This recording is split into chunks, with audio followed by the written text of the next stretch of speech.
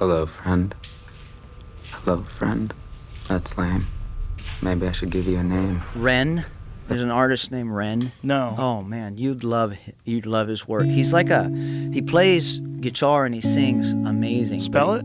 R-E-N. R-E-N? He's Yeah. from England, or he's from Wales. He's Welsh. Oh, okay. And this guy. That dude. Yeah, so he's got a song called Listen to some of this. Hi Ren. Listen to Hi Ren. Yeah, this is the one. Here, put the headphones on. Oh, okay. I've seen him for a while. He's like he started as a busker, kind Right? Ah, one of them dudes at the subway station.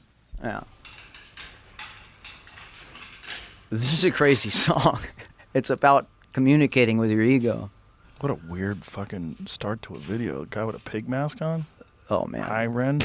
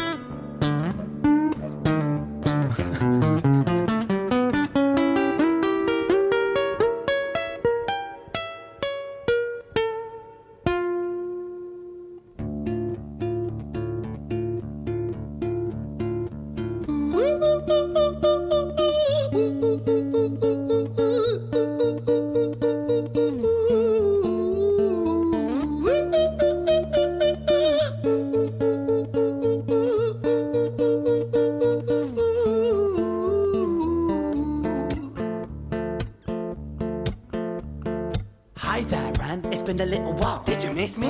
You thought you buried me, didn't you? Risky.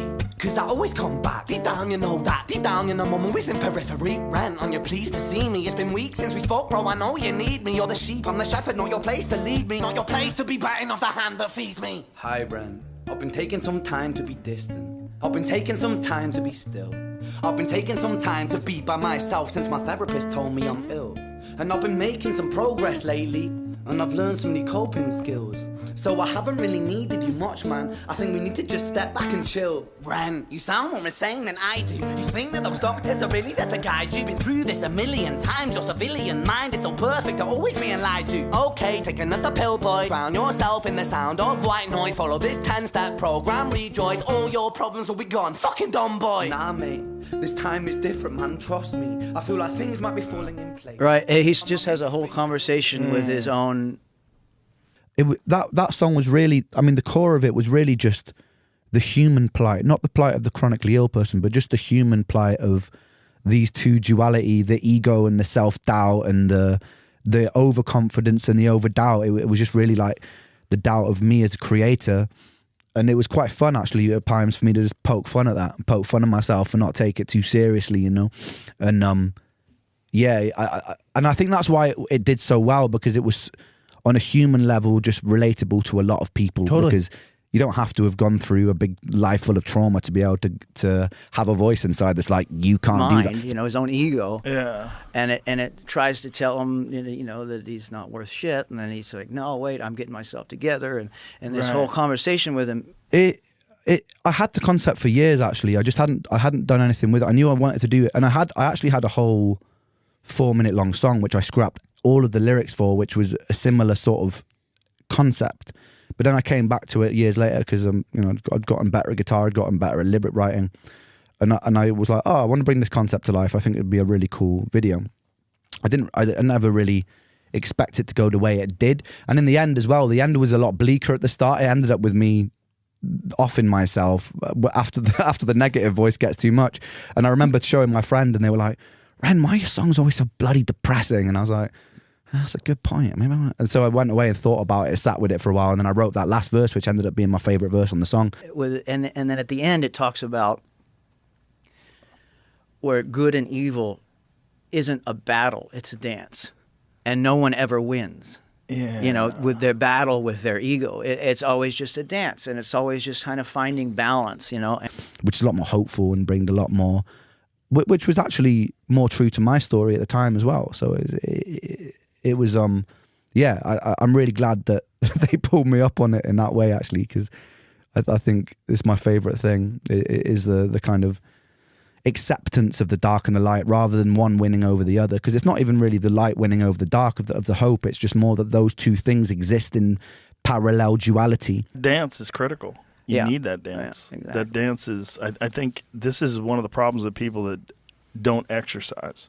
I think the struggle of exercise is oftentimes conflated with vanity. Yeah. And I don't think it's that. I think you can keep your body covered up to the end of time and never be proud of it, and you will benefit greatly from the struggle of exercise. Because I think the struggle of exercise is mental. As much as it is physical. There's a dance.